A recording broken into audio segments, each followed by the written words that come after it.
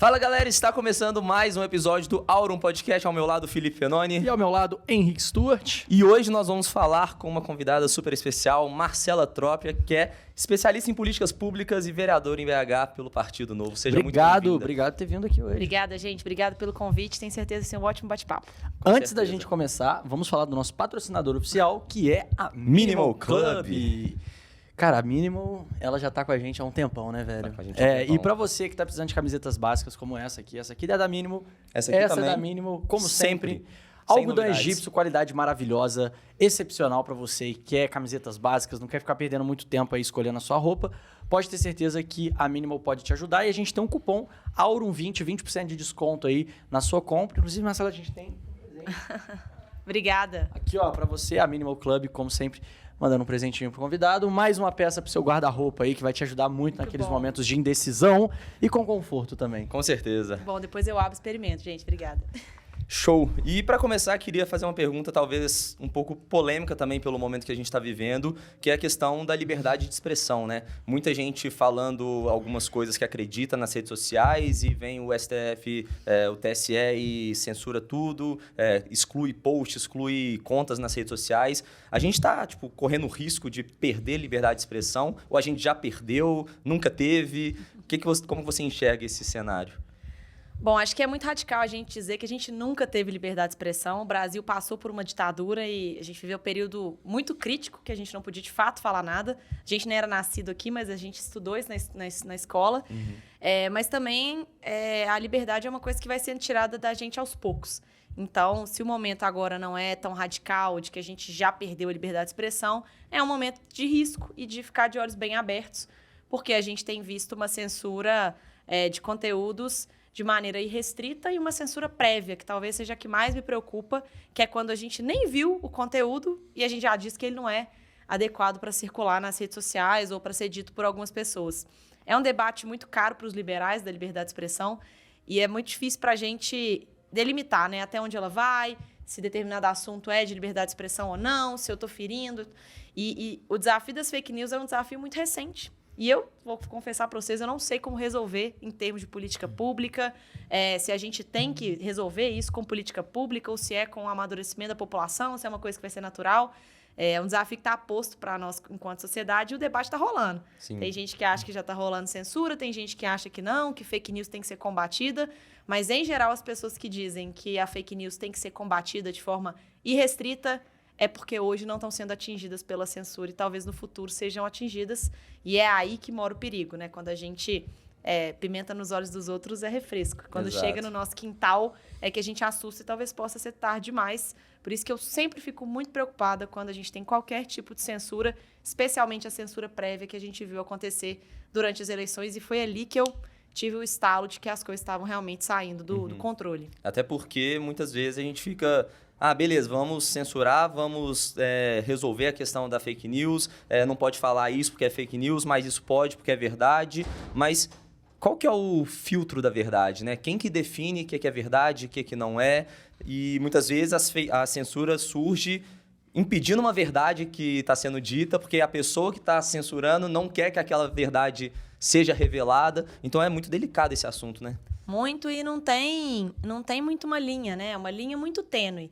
E quando a gente pensa na regulação da mídia, né? As pessoas brasileiras têm muito esse costume. Nossa, alguém tinha que resolver isso aí. Alguém tinha que regular, tá? Quem que é esse alguém? Porque aí a gente cria um órgão de controle, mas quem compõe esse órgão de controle? São pessoas. Pessoas que têm... Todo mundo vai ter um viés. Não existe, o jornalismo tem que ser imparcial. Não, ao contrário. Quanto mais transparente ele for na parcialidade dele, melhor, porque a gente consegue formar as nossas opiniões ouvindo aquilo, ou lendo, né, ou estudando, conforme aquela transparência. Então, eu adoro ouvir podcast, eu ouço diariamente 4, 5 podcasts, e eu sei exatamente a linha que um vai, exatamente a linha que outro vai, porque é muito transparente qual é o viés. E hoje no Brasil a gente fica vivendo nessa falsa ilusão de que as coisas vão ser imparciais, e na verdade é difícil, porque são pessoas, não são robôs fazendo. Todo mundo tem um passado, todo mundo tem uma criação, uma formação, e você acaba projetando isso nas suas opiniões. Eu tenho projeções das minhas opiniões e da minha formação, então é impossível pensar em coisas isentas. E, por um outro lado, eu também não sei como regular, porque Pensa comigo, né? Quando a gente discute sobre coisas do direito, quando a gente discute sobre as narrativas eleitorais, que foi o que aconteceu demais agora, né, nessas últimas eleições, tem coisa que é disputa de narrativa, tem coisa que é fake news. Então, quando a gente pensa, eu vou chamar o Lula de ex-presidiário, o outro lado quer chamar de descondenado. Para mim, isso é disputa de narrativa e que vem de um parecer jurídico que é coisa mais interpretativa que a Constituição. Advogado ganha dinheiro é assim, inclusive, porque ele é bom de interpretar de várias formas diferentes. E aí, se a gente acaba limitando essas interpretações, aí eu entendo que é censura. Por um outro lado, aconteceram coisas que foram, né, faladas durante a eleição dos dois lados que eram mentiras, que quando você pegava o dado preto no branco, número, difícil ele mentir, mas é fácil você manipular o período. Às vezes o dado era de 18 a 19, foi usado de um jeito com recorte de meses e tal. Então, assim, o dado é difícil dele mentir, mas é mais fácil da gente comprovar se ele é verdade ou não. E aí, várias vezes, né, o ex-presidente Lula, agora eleito presidente, ou o presidente Bolsonaro usaram dados dos governos deles que eram mentirosos. E aí, as pessoas se preocupam menos com esses dados e se preocupam mais com a disputa de narrativa, que para mim faz parte do jogo. O bicho é pegar mesmo na campanha. Aconteceu com o Calil e com o Zema aqui também. E o TSE claramente se preocupa mais com a disputa de narrativa. Por quê? A narrativa é muito mais convincente. Quando você pensa no voto, o voto é um processo emocional. Por mais que as pessoas tomem decisões racionais o tempo inteiro, o voto, você conquista ele ou pela ganância ou pelo medo. A turma do marketing não vai me deixar mentir. Então, a narrativa está pautada com base em um desses dois sentimentos, que são os dois sentimentos básicos do ser humano. E por que me parece que a estratégia do TSE ou do STF de limitar essa disputa de narrativa foi nessa parte, não nos dados de ficar fazendo um fact-check ali, né? Porque essas coisas aqui viram voto. Que é na hora que você toca numa emoção, que é a hora que você mobiliza um grupo, que você mexe numa cultura de alguém. E aí, de fato, por onde acontecem as manipulações de massa, etc. E daí que vem o populismo. O populismo dificilmente repete uma mentira com base num dado 1000 vezes e ela pega. O populismo, ele usa de uma narrativa muito mais emocional, etc., para conquistar as pessoas, ou na base do medo de, vai voltar o comunismo, nós vamos virar a Venezuela. Ou o contrário, né? Vai fechar a igreja, etc. Então, assim, eu acabei falando só de um lado, né? Mas coisa que o ex-presidente falava também, de que, a ditadura tá chegando, o orçamento secreto, isso bababá, vai acabar o emprego, né?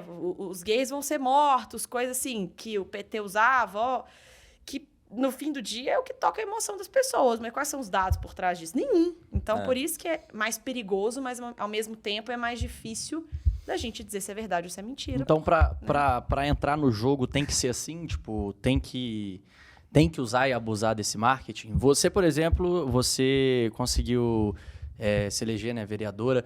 Você tomou esses cuidados quando você fez a sua campanha? Ou teve que se submeter porque falou, cara, para eu estar lá dentro, eu preciso fazer isso. Eu vejo muito isso por causa do meu mercado. Meu mercado é marketing digital. E você citou uma coisa que é verdade. Ganância e medo. Mesmo confiando muito no meu produto, sabendo que o meu produto é muito bom, eu sei que eu vou precisar tocar na ganância e do medo. Com certeza. Porque senão a pessoa não vai comprar. E eu não vou ajudar ela. Entendeu? Então, tipo assim, é meio que... Eu não sei se as pessoas enxergam isso como algo errado, né? Mas você acha que para entrar no jogo tem que explorar essas coisas? Bom, eu acho que a parte do marketing, para mim, é muito tranquila. Faz parte do jogo. Usar a ganância, usar ou o medo, né? E na política a gente tem 4 principais perfis de candidato, que a gente tem o líder charme, que pode explorar qualquer um dos dois, mas em geral explora mais a ganância. A gente tem o problem solver, que é o cara que está por trás de muitos dados, de conquistas, e ele pessoalmente aparece menos. A gente tem o herói, que obviamente usa do medo pra caramba, ele sempre tem um inimigo para combater. E a gente tem o homem simples, que é o perfil tipo do Zema, o Lula quando começou lá atrás, hoje menos e tal. Então, assim, existem alguns blends que a gente pode fazer com a ganância e o medo de acordo com esses perfis. Mas isso faz parte do jogo, porque isso é estratégia de venda, isso é estratégia de funil, né? Eu não vejo problema em usar isso, não acho que isso é imoral. É imoral quando você sabe que tem um dado falso e você pega esse dado ali manipulado e vende ele de um outro jeito para as pessoas poderem comprar. Então, assim, é aí que mora o perigo da coisa. E é o que os candidatos fizeram demais. Então, fizeram recortes ali para dizer que o Brasil diminuiu pobreza ou aumentou. E aí o outro pegou um recorte para dizer que a inflação diminuiu ou aumentou. E aí, quando a gente vai estudar de fato, quando um fala que a pobreza diminuiu, a gente vê que diminuiu, mas foi por causa do governo ou foi porque o cenário internacional era muito melhor e as pessoas tiveram mais acesso à renda, né, o mercado internacional estava mais presente no Brasil, mais investimento, mais dinheiro no bolso, aquele ciclo econômico que a gente sabe. Por um outro lado, a inflação diminuiu. Pois é, mas será que foi de fato por medidas do governo ou foi por causa de uma canetada artificial na gasolina? Que foi o que aconteceu. Então, E que vai voltar depois, né? Porque que o rebote vem aí. Exato. Né? Apertem os cintos.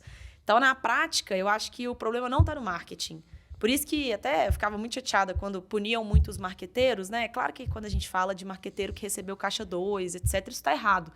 Mas quando os marqueteiros pegavam uma quali, uma pesquisa qualitativa e falavam, a dor da galera é emprego, vou usar bastante isso aqui, vou fazer propaganda que toque nesse ponto, o problema não está aí. O problema está em usar uma mentira para sustentar essa articulação, né? Que é o que os dois candidatos que a gente teve fizeram o tempo inteiro. E eu queria também te perguntar uma outra coisa, que você tinha falado o negócio de estar sempre estudando todos os lados. Você até falou da questão do jornalismo, né? De que você deveria dar liberdade para os jornalistas poderem, né? Com certeza. Expor as ideias da maneira que eles querem, porque você estaria ali enxergando todos os lados, entendendo um pouco sobre todos os lados, e aí você vai moldando a sua opinião. Mas a gente sabe que ouvir todos os lados não é uma tarefa muito fácil, né? Principalmente hoje que a gente tem a internet aí com um algoritmo que te entrega aquilo que você quer ouvir. Então, assim, são poucas as pessoas que realmente gastam um tempo estudando aquilo que elas não estão de acordo. Eu tive aula com o professor Adriano Janturco, não sei se você conhece, ele fala muito disso, né? Ele fala que quando ele está dando aula lá, por mais que ele levanta a bandeira, né? Ele é liberal e tal, não sei o quê. Ele fala, quando eu tô dando aula sobre socialismo, me enxerga aqui como um socialista, um cara que tá falando do super difícil, né? Entendeu? Só que é uma coisa, não é uma atividade que, a pessoa tem que ter uma racionalidade muito grande, né? E hoje em dia as pessoas estão ficando cada vez mais preguiçosas nesse quesito de ter que ir atrás do conteúdo que elas não gostam. Elas preferem muito mais clicar naquilo que a rede social já entrega para ela e assistir aquilo. Então, igual, quando a gente cria esse cenário de aprender tanto da coisa que você defende como também a oposição, é lindo, mas na prática não é uma coisa muito fácil. Tem algum caminho que você acha que deve ser feito para as pessoas começarem a sair dessa bolha, né? Conseguir estourar essa bolha e aprender um pouco mais sobre outras áreas? Legal. Bom, eu acho que, primeiro, a gente não precisa ficar nessa neurose de bater cabeça no caminho mais difícil.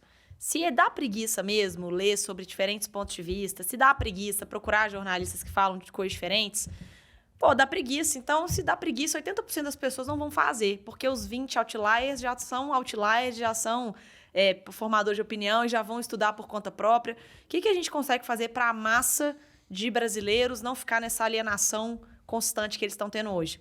Eu acho que primeiro as pessoas precisam olhar para si e entender o que elas acreditam e defendem. Porque quando você tem seu ponto de partida, na hora que você olha para o que você está enfrentando na rede social, o que você está absorvendo, você consegue reconhecer esses vieses, né? É uma tendência muito grande agora da turma de RH, de recursos humanos, reconhecer os vieses. Então, vou dar um exemplo aqui. Vocês dois são do IBMEC e vocês vão ter um viés na hora de contratar se aparecer alguém do IBMEC e alguém da PUC. Porque vocês estudaram lá, mas se vocês estão partindo de um ponto, eu sei que eu tendo a contratar pessoas do IBMEC porque eu estudei lá, eu sei qual é a formação e eu tendo a rechaçar, às vezes, alguém da FMG ou alguém da PUC. Peraí, deixa eu tirar esse viés da mesa para eu olhar para o negócio com mais tranquilidade. Porque eu acho que é mais fácil quando depende só do que a gente tem de background do que tentar escutar os outros, porque, como a gente disse, se a mídia não é transparente com qual viés ela tem, fica ainda mais difícil a gente saber se está ouvindo um podcast que tem o viés que a gente quer ou se a gente só está sendo manipulado achando que está vendo um trem que é diferente do que a gente acredita. Então, eu sempre olho e falo assim, eu tô com ranço dessa matéria aqui porque eu sou liberal ou porque foi escrita, sei lá, pelo jornal que eu não gosto, ou porque tá tocando numa ferida aqui de um negócio que eu não quero deixar de acreditar. E aí, isso é senso crítico, porque você olhou para si, né? E é o que a gente tenta formar dentro de sala de aula, é o que os professores têm que passar pra gente. Entenda o que você acredita, que na hora que você tiver um negócio na sua frente que choca, você vai saber muito bem por que choca. Choca porque fere um valor liberal, porque fere uma cultura, né? De onde você vem, fere uma trajetória que você sempre acreditou, que seu pai sempre te falou, pô, a vida inteira eu ouvi que tinha gente que tinha talento e tinha gente que não tinha talento. Aí, do nada, você tem acesso a um conteúdo que fala de esforço. Fala, pô, nunca parei pra pensar nisso, mas você sabe que a vida inteira seu pai, dentro de casa, falou que você tinha que ter talento, você olha para aquilo e fala assim, talvez seja um outro jeito de pensar, não necessariamente eu tô certo, eu tô errado. E aí, acho que isso é o senso crítico que a gente vai formando. Então, meu recado para as pessoas coloquem no papel o que vocês acreditam, o que são os valores muito fortes para vocês, né? O que é ser o background, para você conseguir olhar para uma coisa e saber exatamente por que aquilo ali ou te incomoda ou por que você concorda, por que aquilo reforça um ponto de vista que você tem. Excelente. E ainda nessa questão de jornalismo ser imparcial, ser parcial também, o grande problema é justamente que eles se vendem como imparciais e as pessoas acreditam que tudo aquilo que eles estão falando é realmente a verdade. Muitas vezes só mostram um lado, o lado que eles querem mostrar. E se eles... E tudo bem, é uma empresa, às vezes, privada que está mostrando aquilo que ela acredita. Mas o problema é, às vezes, até o monopólio da informação só tem uma fonte, que durante muito tempo foi assim, né? As pessoas ligavam lá na TV, só tinha um canal, elas acreditavam aquilo como 100% da verdade, porque não tinha o contraponto, e as redes sociais vieram justamente mostrando esse outro lado que antes não era mostrado. Mas, por outro lado, tem a questão de que nas redes sociais todo mundo pode postar o que quiser. Então, pega uma fala de um vídeo de 5 minutos do Lula ou do Bolsonaro, corta 5 segundos de uma fala e fala que aquele cara é isso ou é aquilo. E aí, muitas vezes, até na questão dos dados também, né? Pega um recorte específico do dado para tentar mascarar aquilo e, de fato, mostrar um dado que não é real. Por onde que a pessoa que... Beleza, ela entendeu que tem que tomar cuidado na hora de analisar os dados e muita gente não analisa, fica só nessa questão da narrativa, que é muito mais... Sedutora mesmo. Mais sedutora, mais agradável de ouvir. E se alguém quiser, de fato, checar esses dados que todo mundo sai postando aí nas redes sociais, por onde que ela pode começar? Tipo, tem algum site confiável, tipo dados do governo mesmo, dados da economia? Por onde você recomenda que a pessoa busque essas verdades, digamos assim? Não, legal. Acho que é um desafio, tá? A checagem de dados, até os portais tradicionais que a gente vê, que se vendem como, né, o fact-checking ali, eles são, às vezes, enviesados. De novo, né? A gente tem viés o tempo inteiro. A melhor fonte, para mim, é jogar no Google e colocar fator fake, e tentar ir lendo, absorvendo, mas sempre com a pulga atrás da orelha. Hoje eu vivo assim. Eu vejo qualquer coisa, eu falo, nossa, será que isso aqui é verdade mesmo? Ou então uma manchete que salta aos olhos, eu já quero jogar no Stories ali, já quero xingar no Twitter, eu falo, peraí, deixa eu ler a matéria. Aí eu leio a matéria. Eu falo, deixa eu ver quem escreveu. Mônica Bergamo. Entendeu? Aí você vai, Vera Magalhães. Tá, pera, deixa eu checar. Deixa eu ver no Twitter o que o povo tá falando, que é uma rede um pouco mais livre, digamos assim, que dá de tudo, você joga ali a palavra-chave, aparece um monte de opinião. Deixa eu checar com um especialista aqui que eu conheço, que é economista ou que né, que tem formação na área, essa parte de orçamento, né, de governo. Toda hora aqui que alguém me perguntando, Marcelo, isso aqui é verdade? Tem como aprovar uma LOA desse jeito? Tem como furar o teto de gasto? O que é o teto de gasto? Marcelo, o que é o orçamento secreto? E, assim, buscar pessoas que você sabe que trabalham com aquilo ou que entendem sobre o assunto e absorver o máximo de conteúdo possível. Eu não indicaria um site, não, para não incorrer em erro. Porque aí vai que eu indico o negócio aqui, amanhã tem um print lá no meu inbox dizendo que o negócio é mentira e eu tô indicando né, fazendo uma fake news aqui dizendo de um site que é bom. Show. Não pode perguntar, eu ia fazer uma pergunta que já se for emendar com esse assunto. Aí. Não, pode fazer. Eu queria saber o seguinte, agora uma questão pessoal. O que te fez entrar na política? Por que você entrou na política? A gente... eu gosto de fazer muito essa pergunta também para quem é padre, porque eu acho duas profissões muito legais, que a pessoa, cara, literalmente vive para aquilo. Verdade. Né? Tipo assim, a pessoa... você vê um engenheiro na rua, um engenheiro. Você vê um advogado, advogado. Agora, quando você vê um padre, você vê um político, você fala, velho, eles são a profissão dele, tá ligado? Tipo, eles vivem isso e meio que você, às vezes...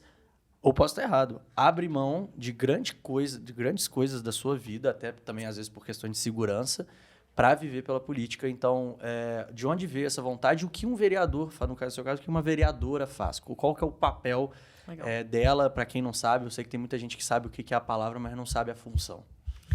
Bom, assim, eu entrei na política muito jovem, comecei com 15 anos de idade. É claro que quando a gente conta a história né, da frente para trás, ela é contada de um jeito diferente. Olha a narrativa aqui, o poder do marketing. Então, eu uso, sim, o marketing a meu favor, mas me blindo sempre da mentira, porque eu acho muito ruim ficar propaganda e ser o poder de influência que eu tenho toda vez que eu falo no Instagram, toda vez que eu falo no plenário. Mas entrei na política aos 15 anos, no Grêmio do meu colégio, me interessei pelo Grêmio, depois fui participar de simulações da ONU. E aí eu sempre tive uma facilidade de comunicação, sempre gostei de falar, não era uma pessoa tímida, que são quase que pré-requisitos ali para você se envolver com coisas que envolvem pessoas, não diria nem a política, né? E aí eu fui me interessando cada vez mais e percebi que eu podia contribuir com a cidade que eu morava. Quando eu disputei a eleição a primeira vez, em 2016, não tinha renova, não tinha financiamento, ninguém doava para campanha, era quase que raiz, assim, a eleição, né? E eram os mesmos de sempre. Mulher jovem, então, não tinha nenhuma. Eu tinha 22 anos na época e a minha vontade era, tô vendo um monte de coisa legal aqui na João Pinheiro, tô aprendendo super sobre política pública e não tô vendo isso ser transparecido na minha cidade. E eu até tive a oportunidade de trabalhar no governo do estado, de ver coisas grandes de política, mas eu falava, gente, a porta da casa das pessoas precisa de ajuda, assim. E eu vivi algumas situações no meu bairro, até da prefeitura mudar o ponto de ônibus e as pessoas não terem o menor poder de fazer alguma coisa, porque não entendiam o que estava acontecendo. E eu era, muitas vezes, tradutora daquele processo ali. Eu falei, bom, posso ser tradutora dos moradores, posso ser tradutora dos empreendedores, posso realmente facilitar esse acesso à política e queria que as pessoas acreditassem de novo na política. E algo que eu sempre escutei na minha vida é, Marcela, eu não voto mais, ou eu não tem 10 anos que eu não voto, mas se for você, eu até acredito de novo. E escutar isso, por mais egocêntrico que possa ser falar isso aqui, é um negócio que bate aquele senso de, meu Deus, preciso fazer alguma coisa. Uhum. E tem uma teoria que a gente aprende na Fundação Estudar sobre integridade, que quando você sabe resolver um problema e você se furta de resolver, você não está sendo ético, você não está sendo íntegro. E eu dormia um pouco com isso. Seria muito mais confortável, talvez, eu ter seguido no mercado privado, estaria ganhando, talvez, muito mais, num outro tipo de carreira, usando as habilidades políticas que eu tinha desenvolvido, mas eu estaria me furtando de resolver um problema que eu tenho ideias para resolver. Não vou dizer que eu sei resolver sozinha, mas eu tenho boas ideias para pôr no debate aqui da cidade.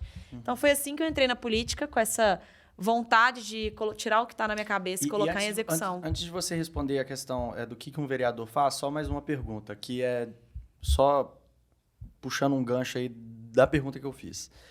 Você, escolhendo ir para a política, você realmente precisa abrir mão de muitas coisas que, às vezes, outras profissões você não precisaria abrir mão dessas coisas? Porque você é uma figura pública. Então, tipo, a sua cidade te conhece, a sua cidade te cobra. As pessoas que estão ali, elas te veem como uma pessoa que tem uma função para a cidade, uma função para ela. Uhum. Você precisa abrir mão de algumas coisas da sua vida social. Tem um sacrifício ali que só quando você só vai conseguir exercer essa profissão se você realmente ama, ou se você acha que você consegue dividir bem as coisas, dá para seguir uma vida tranquila, uma vida normal. Eu tenho a minha vida fora, mas do meu trabalho. Eu consigo viver também dentro do meu trabalho, fazer as minhas coisas. Eu acho que existe... Toda profissão tem seus benefícios e suas renúncias, né? É óbvio que a vida pública tem um peso. Eu lido tranquilamente com isso, né? De chegar no restaurante e as pessoas me conhecerem. Eu nunca tive uma reação negativa, talvez porque eu não sou prefeita, né? Vereador, ele escolhe as pautas que ele briga. O prefeito tem que cuidar de tudo, então ele vai desagradar alguém no meio do caminho. E a política está muito hostil, né? As pessoas te cobram, batem, etc. Mas isso acontece mais na rede social. E na rede social, honestamente, a gente tem que ir criando casca também, sabe? Falou uma bobagem ali, toma um bloco, encher o saco, vai tomar um ban, vou te bloquear mesmo, ou vou te responder. Aquela palavra. Aquela palavra que a gente não vai falar aqui. Mas tem que ir criando casca. No início eu me afetava demais. E talvez esse foi essa talvez é a coisa que mais me dói de estar na política hoje. Porque, como boa leonina, eu adoro que as pessoas concordem comigo, que as pessoas gostem de mim. Eu não entrei na política pela treta, diferente de outros políticos, né? Eu entrei na política para sentar na mesa aqui, cada um quer um negócio, os três vão perder um pouquinho, mas nós vamos chegar num consenso que vai ficar melhor para os três, que é o que o gestor público faz, né? Eu não entrei na política igual advogado, vai ter um derrotado e um ganhador, né? Então, conflito é um negócio que me incomoda. Apesar de eu ser brava, Conflito é um negócio que eu não gosto, eu tento evitar. Eu quero que todo mundo se goste, que o clima seja bom. É uma coisa que pra mim é importante. E na política, toda hora eu trombo nessas coisas, né? Porque tem muita gente ruim, tem gente que quer te ferrar o tempo inteiro, esperando você pisar fora da faixa. Tem muito hater, mas o hater tá atrás de uma tela e isso diz mais sobre ele do que sobre mim, assim. Sim. Ele que é um bundão de não falar isso na minha cara e eu tenho certeza que não falaria. E exige muito mais coragem, sei lá, no parlamento, você apresentar um projeto de lei, você entrar numa bola dividida para resolver um problema, do que você esperar a pessoa falar alguma coisa e ir lá Com criticar certeza. ela na internet. Então, tem esse lado, sim, negativo da vida pública. Tem dia que eu quero sumir do Instagram, e aí eu agradeço a minha equipe de comunicação, que me permite, às vezes, não ficar tão com a cara na frente do Instagram, e mantém o trabalho do mesmo jeito. E vai depender muito do perfil de vereador que você é. E já vou aproveitar para responder o que um vereador faz. O vereador, ele cuida da cidade de algumas formas, né? Ele pode propor projeto de lei do que é de alçada do município, ele tem que fiscalizar a prefeitura, ele pode ter uma atuação mais regional, de atender um bairro ali, de ser aquele cara que sabe até o buraco na rua que tem no bairro e que precisa resolver. E ele pode ser um vereador também de pauta, né? Que vai fazer uma fiscalização, vai endereçar alguns assuntos, colocar as coisas na agenda que a gente fala, né? Então, ninguém fala sobre esse assunto aqui, eu quero defender, eu vou lá para a Câmara defender esse assunto. Isso é muito natural do parlamento. E, basicamente, a gente faz projeto de lei, fiscaliza a prefeitura e vota orçamento. É isso que a gente faz em pequenas coisas. Mas a minha atuação parlamentar vai um pouco mais além, porque eu gosto muito de intermediar conflito. Então, toda hora eu vou na prefeitura, levo uma ideia, tento construir uma política pública junto com a prefeitura, porque eu não consigo gastar o dinheiro, né? Eu não consigo dizer, amanhã vai ter ensino integral em 100% das escolas em Belo Horizonte. Mas eu posso ir lá, provocar a secretária, levar um grupo de pais, etc., fazer um posicionamento na rede social. E existem vereadores que têm um outro perfil, que é aquele vereador que é do bairro, que conhece os detalhes do bairro. E, às vezes, esse vereador não precisa fazer a rede social. Então, ele vai ter muito vizinho importunando ele. E, às vezes, se tiver um desabamento de chuva em janeiro, ele vai ter que ir lá, ver o que aconteceu. Mas, às vezes, ele não precisa da rede social. Eu, por um outro lado, se tiver determinado, né, episódio numa escola em Belo Horizonte, eu vou ter que ir, porque é uma pauta que me toca. Mas se tiver alguma coisa relacionada a esporte, alguma quadra que precise de reforma, talvez eu não precise participar, porque não é uma pauta que eu estou tão atuante. Tem outros vereadores que cuidam disso. Então, vai depender o nível de exposição e de figura pública que você tem, de acordo com a sua atuação, né? Tem vereadores que sofrem mais do que eu em algumas coisas, mas sofrem menos em outras coisas. Por exemplo, podem votar vários projetos mequetrefes lá da Câmara, porque ninguém vai cobrar eles de posicionamento em projeto de lei. Mas ai deles se não asfaltar todas as ruas do bairro, se não capinar podar aquela árvore, capinar aquela rua. E aí, eu não tenho esse tipo de cobrança, porque o meu público espera de mim outros tipos de posicionamento e de posturas, né? E como é que é seu dia a dia, assim, no seu trabalho? Até para votar, sugerir algum projeto de lei, como que funciona, essas reuniões? Como que é esse dia a dia na prática? Então, basicamente, a gente se reúne 10 dias por mês. Os 10 primeiros dias úteis do mês tem reuniões plenárias, que é a hora que a gente vota os projetos. E a Câmara se organiza em 2 lugares diferentes, as comissões e os plenários. Ou plenário, né? As reuniões plenárias. Na comissão, eu costumo dizer que é onde a gente emite opinião. Então, cada vereador pertence a uma comissão temática. Então, eu estou lá na Comissão de Educação, Ciência, Tecnologia, Cultura, Desporto, Lazer e Turismo. Então, a gente emite opinião sobre esses projetos. Ou seja, se eu emitir opinião sobre um projeto falando que ele tem que ser rejeitado pelo plenário, é só uma opinião. Quando ele chega no plenário, a gente toma decisão. Então, já aconteceu de eu ter emitido parecer pela rejeição de um projeto lá atrás, na minha comissão, mas, do ponto de vista da política educacional, ele é ruim, mas, às vezes, no plenário, com os outros elementos, o projeto vale a pena ser passado. Ou o contrário, parecer pela aprovação, mas lá no plenário eu tomei a decisão de rejeitar o projeto, porque ele tinha problemas, sei lá, de constitucionalidade, de legalidade, que pesaram naquele momento para a minha decisão. Então, basicamente, a gente tem essas reuniões que são obrigatórias. Todo vereador tem que participar. E aí, meu amigo, o céu é o limite, né? Tem gente que vai gastar o resto do tempo fazendo visita técnica, que é um dispositivo que a gente tem. Tem vereador que vai gastar o seu tempo na frente do computador, lendo o diário oficial, tentando achar buraco nos contratos da prefeitura. Tem vereador que é base da prefeitura, então vai viver lá na prefeitura, resolvendo coisas com os secretários. Tem vereador que vai receber muitas pessoas lá no gabinete, ou vai fazer reuniões na região. E aí vai depender muito da atuação. Então, a gente tem muita flexibilidade à agenda. Mas a minha rotina gira bem em torno de reuniões internas com o time ali, para a gente alinhar a comunicação, produzir os projetos de lei, acompanhar a tramitação. Muita coisa na rua de fiscalização, que as pessoas me pedem para ir visitar, para entender como tá. E eu levo muito a sério o plenário e as comissões, até porque sou presidente da Comissão de Educação, então tem que levar a sério, de fazer audiências públicas, promover debates ali, para jogar a luz mesmo nesses temas que a gente quer trabalhar. Você falou que no plenário que discute as ideias e depois na comissão que vota, né? Contrário. O contrário. Na comissão a gente discute emite opinião. E no plenário vota. O projeto passa primeiro nas comissões. Então, primeiro tem a Comissão de Constituição e Justiça, de Legislação e Justiça, perdão, que analisa a parte jurídica do projeto. Está descumprindo Constituição, regimento da casa, lei orgânica, beleza, não tá, passou. Aí o projeto vai para pelo menos 3 comissões temáticas. Então, um projeto de lei que fala sobre evasão escolar. A gente está criando uma política de contra evasão escolar. Ele vai passar na CLJ, mas depois ele vai para a Comissão de Educação, a de Administração Pública e até, às vezes, a de Orçamento e Finanças. E aí essas comissões emitem opiniões com base nesses temas sobre esses projetos. Depois vai para o plenário em primeiro turno. Votou em primeiro turno, foi aprovado sem emendas, que é a hora que os vereadores podem colocar sugestões, cortar trecho do projeto, tirar uma parte, acrescentar outra. Se não tem emenda, vota em segundo turno. Depois, aprovado, vai para o prefeito sanciona ou veta. Se o prefeito vetar, volta para a Câmara. Porque a gente está sempre num jogo de equilíbrio, né, entre a prefeitura e a Câmara. Então, se ele vetou, volta para a gente pode falar, não, prefeito, você não sabe nada, queremos manter o projeto. Ou então, não, prefeito, você viu um negócio aqui que a gente não viu, vamos concordar com o seu veto. Esse projeto não é publicado, né? Mas nesse caso que vocês, não, você está errado, a gente quer continuar. O projeto vira lei. Ele vira lei. Vira lei, já aconteceu algumas vezes. E quantos votos, assim, precisa para virar lei?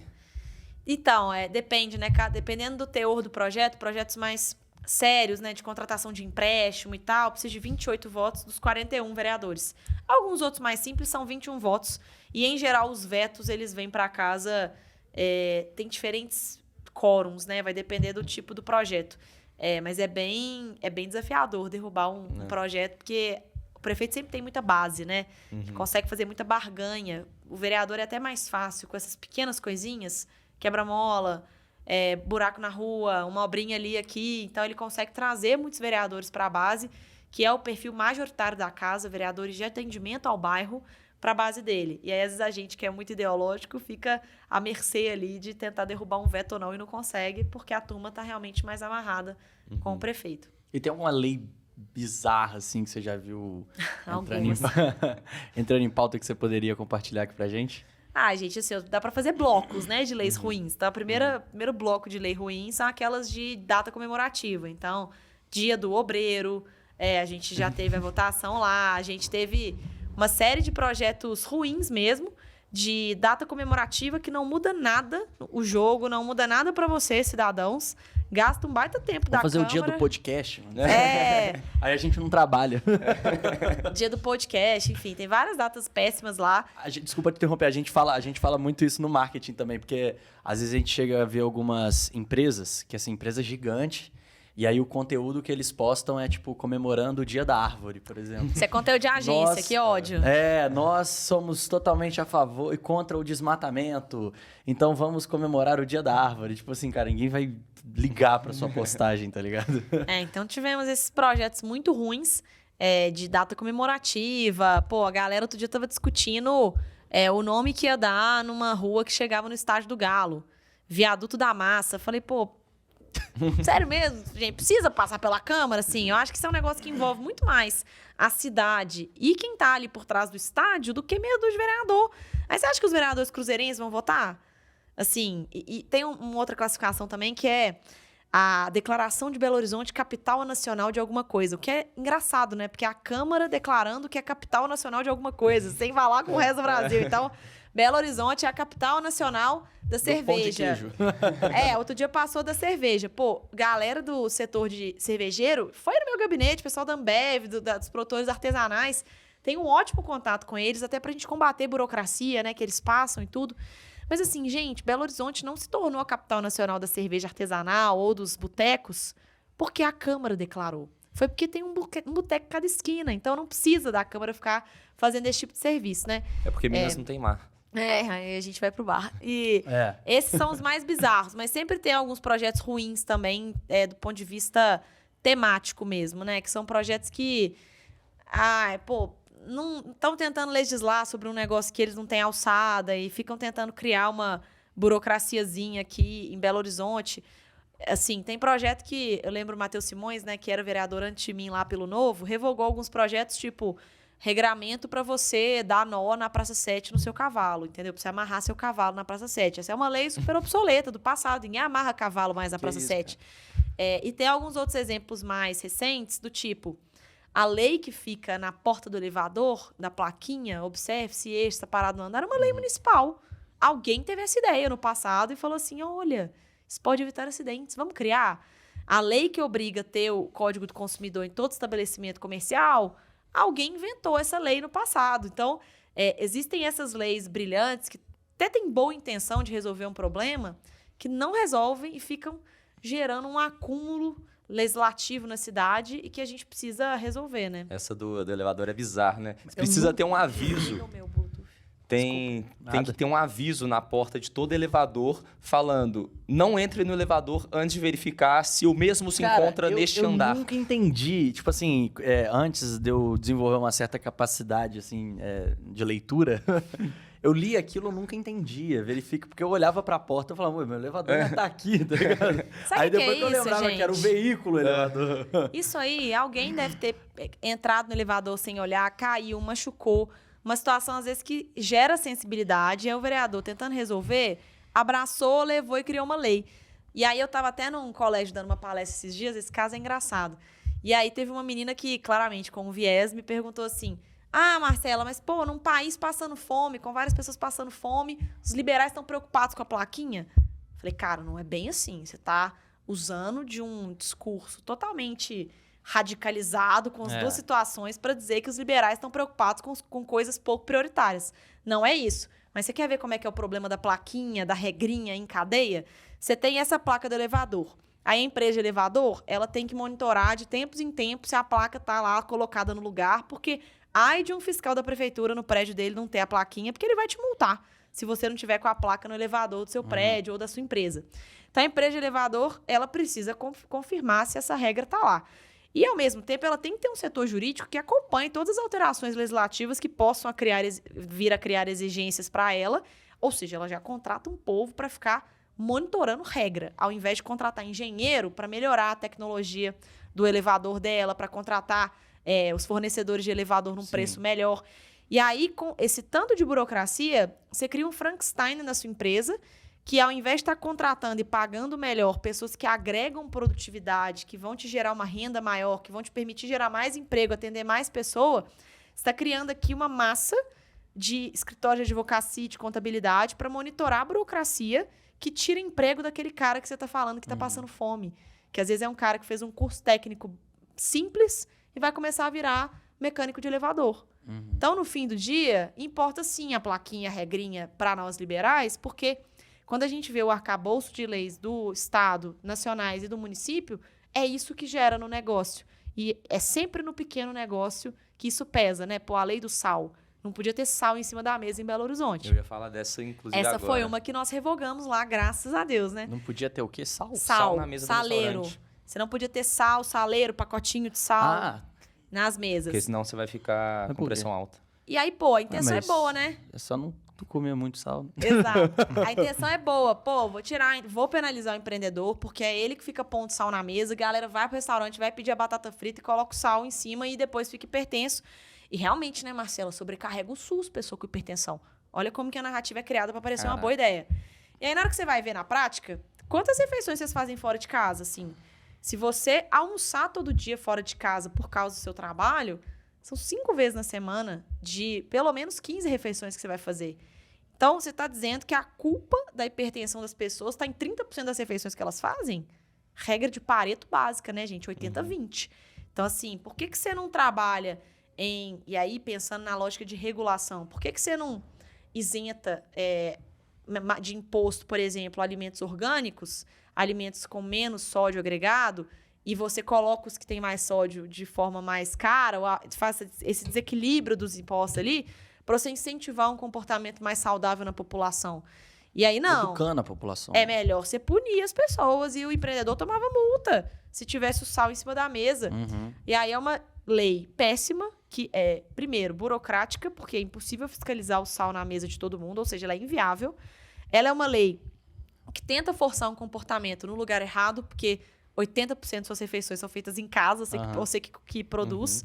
E ela ainda é uma lei que vai atrapalhar o pequeno negócio, né? Que é o cara que talvez nem fique sabendo dessa lei e que vai incorrer ali numa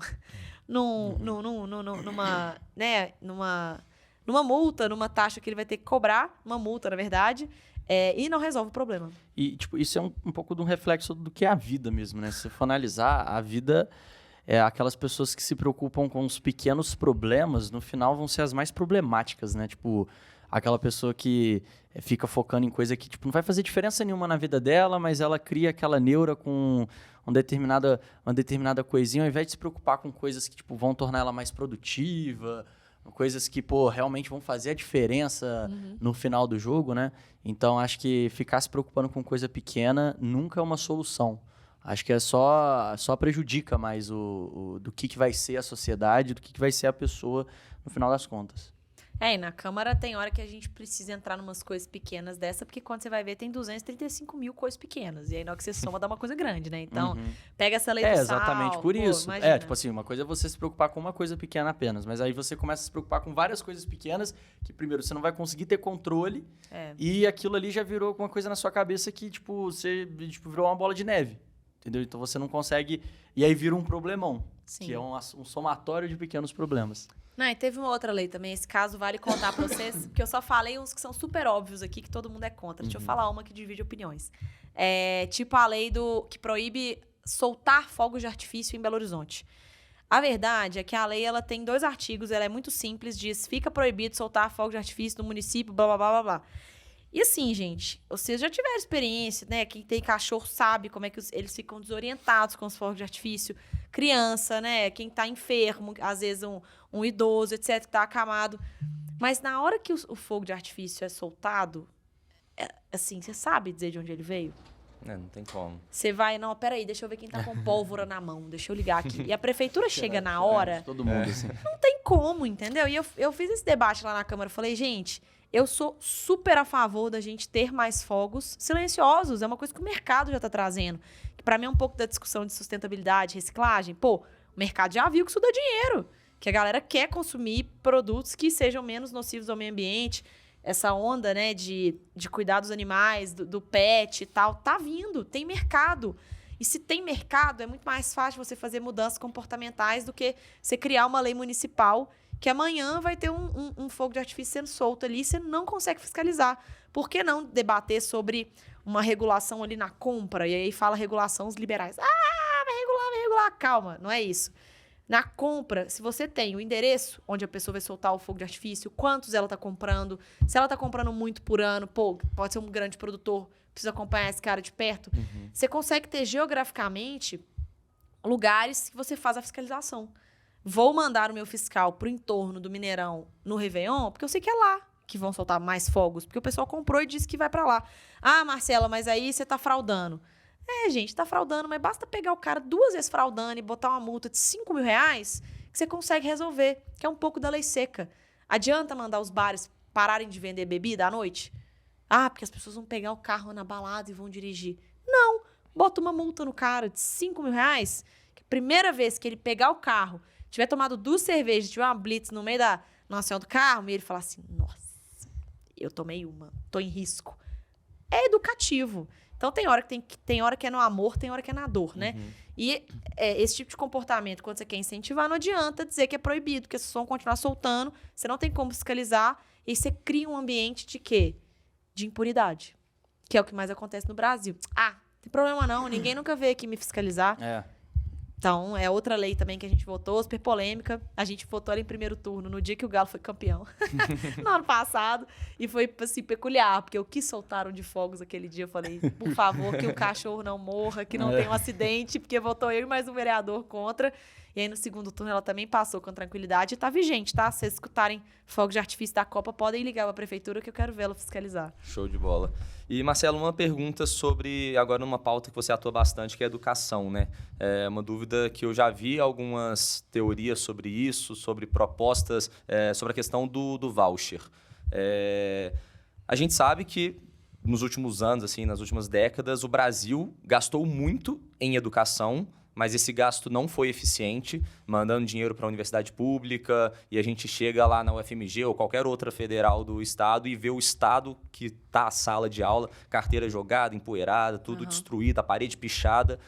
E a gente sabe que todos esses bilhões que foram gastos com a educação não foram eficientes. Muita gente fica falando, o governo cortou gasto em educação, o outro governo estava gastando mais em educação, só que de nada adianta você gastar mais, sendo que esse gasto não está gerando resultado na ponta, que na hora que a gente vai ver, a população está praticamente toda analfabeta.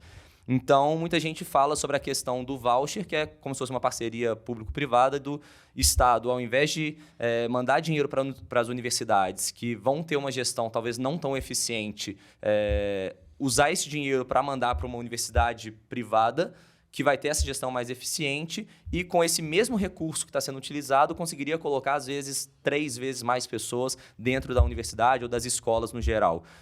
Eu já vi alguns dados parecidos, não sei se são verdades, mas justamente isso. Às vezes, só ilustrando um dado aleatório aqui, o Estado gasta R$5 mil por mês de custo para colocar um aluno numa federal. Mas na hora que você vai ver a mensalidade de uma privada, sei lá, uma privada qualquer aí é R$1.000, R$2.000. Então, com esses R$5 mil que o Estado gasta, se ele pagasse a mensalidade para um aluno na privada, ele colocaria mais pessoas na universidade ou até mesmo reduziria o custo.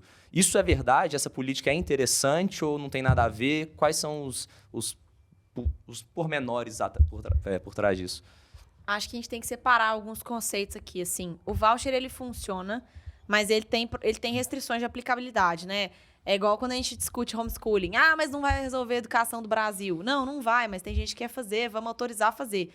Voucher é um negócio que funciona, mas ele funciona especialmente em capitais. Por quê? Para poder funcionar, tem que ter rede privada estabelecida. Tem cidade do interior de Minas que tem 3 escolas. Uma estadual, 2 municipais. Como é que você vai fazer voucher? Não tem mercado. Então, é difícil mesmo você conseguir aplicar ele em larga escala. Mas, dá para fazer nas capitais, é viável, mas não é a única solução envolvendo o setor privado. A gente tem um modelo aqui em Belo Horizonte que funciona bastante, que é o modelo das EMEIs, que não necessariamente, e eu vou dizer para vocês, eu acredito em educação pública, porque eu acho que a gente tem um Brasilzão gigantesco, a gente precisa ter capilaridade, a escola ela chega, às vezes a rede privada não consegue chegar, ela é infinitamente menor hoje do que a rede pública, mas ela não precisa ser estatal. Então, ser educação pública é sinal que vai ser gratuito para quem está consumindo aquele serviço ali. Mas não precisa ser estatal. O que é isso? Você não precisa ser dono do prédio, ser gestor do prédio. Se você quiser, o diretor não precisa ser concursado. Você pode ter algum gestor igual de hospital, né? Que o cara é um gestor privado de hospital, que a gente tem muito nas organizações sociais, mas é público. Chegou lá, você vai ser atendido. A gente precisa trazer um pouco do que a gente aprendeu na saúde, na gestão da saúde, para dentro da escola. E aí as EMEIs aqui funcionam assim. Vou falar de educação básica, depois eu falo da educação superior.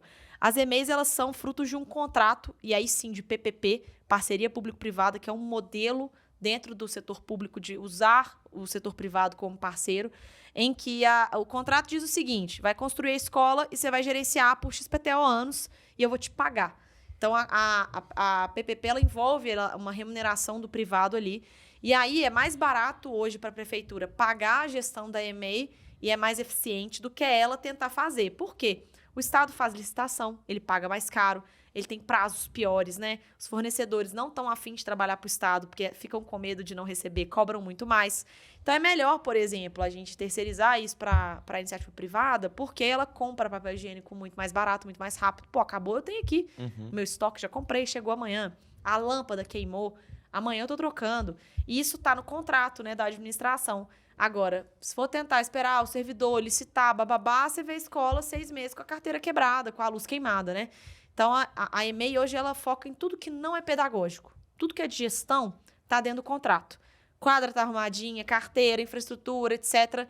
E aí, por um outro lado, o Estado mantém a parte pedagógica, que é o diretor e o professor ali, e toda o caderno, né, o livro de educacional, o uniforme, bababá. E aí a gente pode discutir em maior ou menor grau onde o setor privado entra nisso. Na saúde, é bem comum você ter, às vezes, tudo privado. Você pega uma OS, uma organização social, que os médicos são contratados CLT, você tem o diretor do hospital que não é servidor público, não tem estabilidade, pode ser mandado embora, você tem um contrato de prestação de serviços via SUS pelo contrato ali de parceria com o setor público. Na escola dá para fazer isso. E aí a gente pode pensar em maior ou menor grau, pode ter bolsa de estudo, pode ter voucher, pode ter charter, né, que é um pouco desse modelo de administração descentralizada. E aí, na educação superior, a gente já tem o FIES, a gente já tem o ProUni ali, que a galera paga parte da mensalidade e o setor privado cobre ali uma parte, né? Perdão, o setor público cobra uma parte para ele poder estudar, isso gera uma dívida lá na frente, etc. É um modelo que foi muito deturpado porque gerou uma procura por determinados cursos que tinham benefício. Então, hoje você balança uma árvore e cai 3 advogados. Isso não é porque todo mundo quis fazer direito, isso é porque eram os cursos incentivados pelo governo a estarem no ProUni, no FIES. E hoje tem mais advogado no Brasil que no resto do mundo inteiro, eu acho, né? Que é ruim, né? Porque qual que é a demanda de mercado? É advogado? Aí o Estado vai criando um X curso que ele vai incentivar e, de repente, você tem uma distorção de profissionais que geraram dívida, ficaram 4 anos, 5 anos estudando e não vão ter entrada no mercado de trabalho. E não vão conseguir pagar essa dívida que eles criaram. Talvez não vão conseguir. E aí, por um outro lado, você não precisa fechar a universidade pública, porque, às vezes é um campus super bacana, uma infraestrutura gigantesca, a parte de pesquisa, querendo ou não, funciona, com o incentivo correto pode funcionar melhor. E você pode começar a cobrar a mensalidade dos alunos.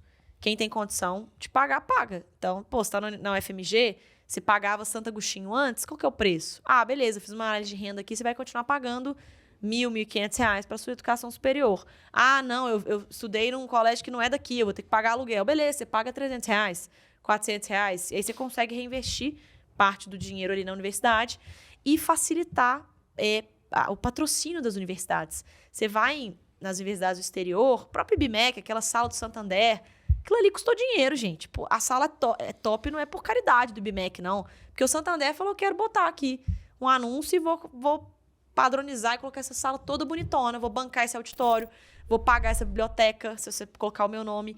E o Brasil, hoje, você doa para a universidade, cai no fundo perdido do MEC, você não tem garantia nenhuma que o dinheiro vai chegar.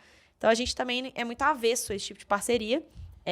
Eu não vejo isso avançando no Brasil nos próximos anos, porque é um negócio que é quase que intocável, né? Universidade pública. Espero que o Lula não fique construindo mais universidade, porque a gente não precisa de mais universidade. E a educação, pasmem, não precisa de mais dinheiro, precisa de mais gestão. E para ter mais gestão, pensando em município, tem que ter diretores melhores, secretarias, uma secretaria de educação mais profissional, entendeu? Que é o que, para mim, faz toda a diferença. E aqui uma coisa que não é uma questão, tipo, assim, da cidade, né? Isso é uma questão já geral. Assim. Qual que é a sua opinião dessa quantidade de pessoas que fazem curso online? É que você fala de educação, então é uma pauta de educação. A gente vê as pessoas estudando cada vez mais na internet. Tem curso online de R$97 e tem curso de 6 mil. Qual que é a sua opinião? Você acha que é perigoso qualquer pessoa poder criar um curso e usar um marketing ali para vender? Você acha que é bom? Todo mundo tem alguma coisa para ensinar para o outro? Eu sou super a favor. Conselhos de profissionais que me prendam. Porque, assim, a verdade, gente, é que a gente faz isso o tempo todo. Nós, mulheres, né? Você vai escolher uma manicure, alguém que corta cabelo, você não fica olhando onde é que a pessoa formou. Você vê se ela corta o cabelo bem. Exato. Né? Você olha o preço que você tá a fim de pagar, você olha a estrutura do salão, você vê os cursos que a pessoa às vezes fez, que ela se capacitou e tal.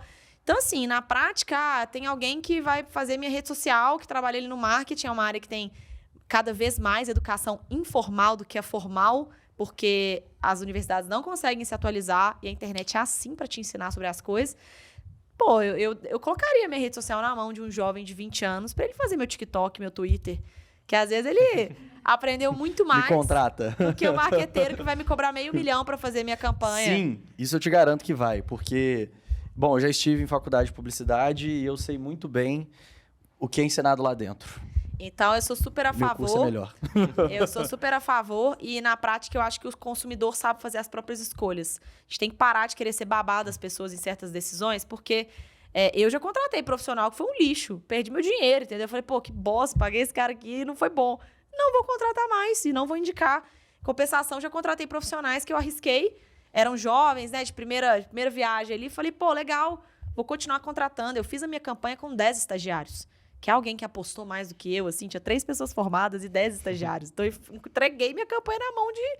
Os meninos tinham até 24 anos, eles eram super jovens. Uhum. E, pra mim, a educação informal, que é essa que a gente vê do YouTube, dos cursos e etc., pô, cabe a você. Se você é dono da sua empresa, você não quer o seu marketing na mão dessa turma, não contrata. Perfeito. Contrata uma agência de marketing tradicional. Às vezes tem mais a ver com a sua empresa, vai ter um fit melhor.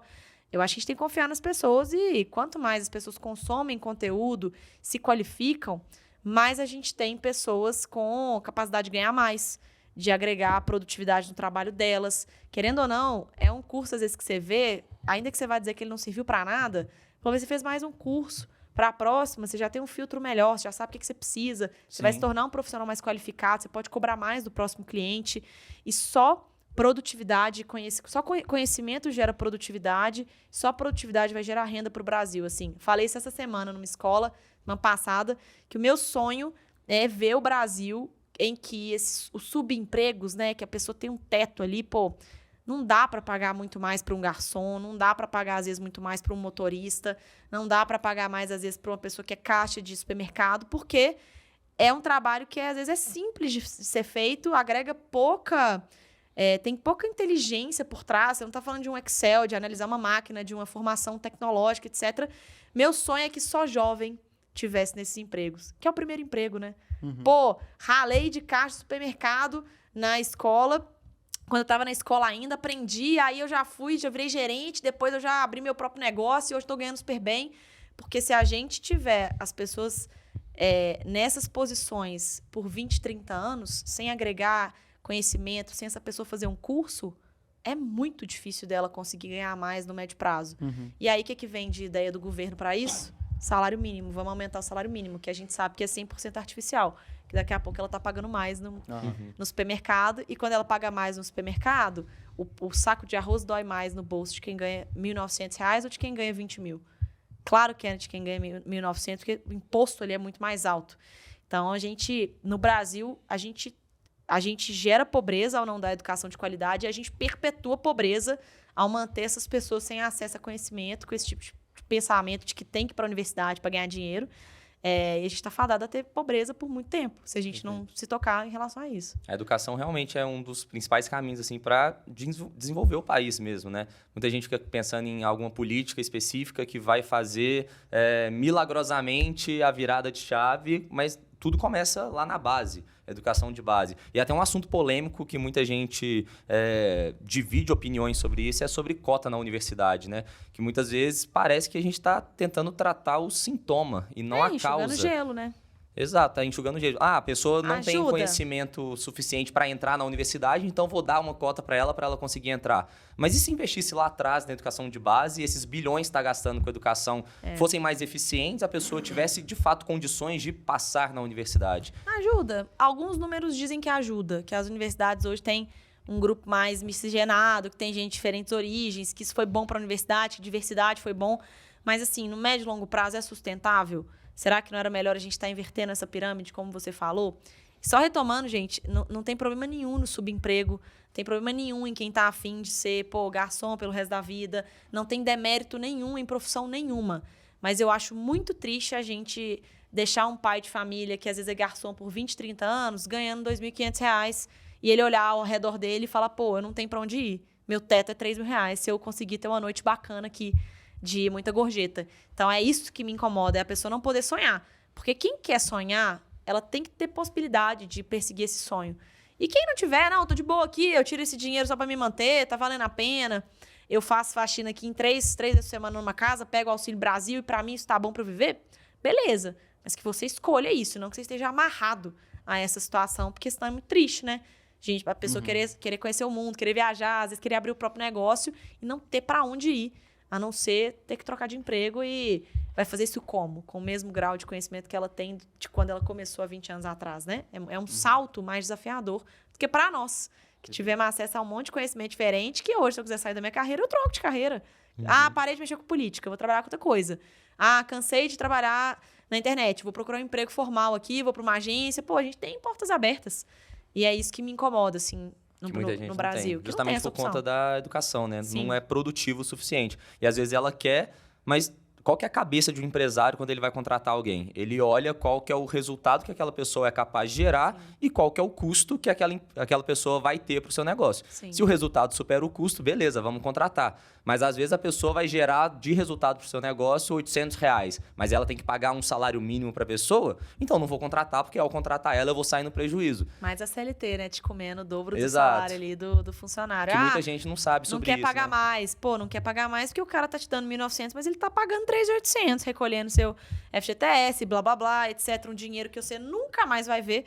E que se a pessoa estivesse ganhando e tivesse educação financeira, talvez ela estivesse poupando ou gastando no risco ali. E lá na frente, se ela quebrasse, é uma geração que aprendeu. Talvez a próxima da família dela não fosse quebrar, né? Então, muitas vezes você não tá ganhando mais, não é nem porque o empresário não tá aumentando seu salário, é porque o Estado tá comendo metade dele, né? Não é tão simples quanto eu falei aqui, mas é uma linha de raciocínio. Com certeza. Marcela, muito obrigado pela sua participação Tom. aqui. Esse papo foi fenomenal. Fica o convite aí para uma parte 2 depois, que eu tenho certeza que tem muito papo bom pra gente bater aí. Pô, tamo junto. Eu fiquei muito feliz em poder conversar com você. E palavras finais aí pro nosso público. Onde a gente pode te encontrar, onde os nossos seguidores podem te encontrar. Gente, obrigada pelo convite. Vocês são 2 jovens muito inspiradores. Parabéns pelo trabalho. Obrigado. Muito obrigado. Muito importante abrir esse tipo de espaço aqui para, de novo, fortalecer essa educação informal que a gente tanto acredita. Instagram, Twitter, é tudo @Marcela Trópia, o site do Mandato, Marcela Trópia. Vocês vão me achar com muita facilidade e vamos manter contato lá na rede social. E só para finalizar, dicas aí para as pessoas que estão querendo entrar na política para conseguir se eleger. Só dar umas dicas rápidas aí, porque você conseguiu se eleger e não deve ser uma tarefa muito fácil, né? A campanha deve ser bem, bem complicada e deve precisar de estratégias ali de marketing para você conseguir o máximo de votos possíveis. Bom, para quem está começando agora, dá tempo. Para quem está começando agora para ser candidato a vereador, dá tempo.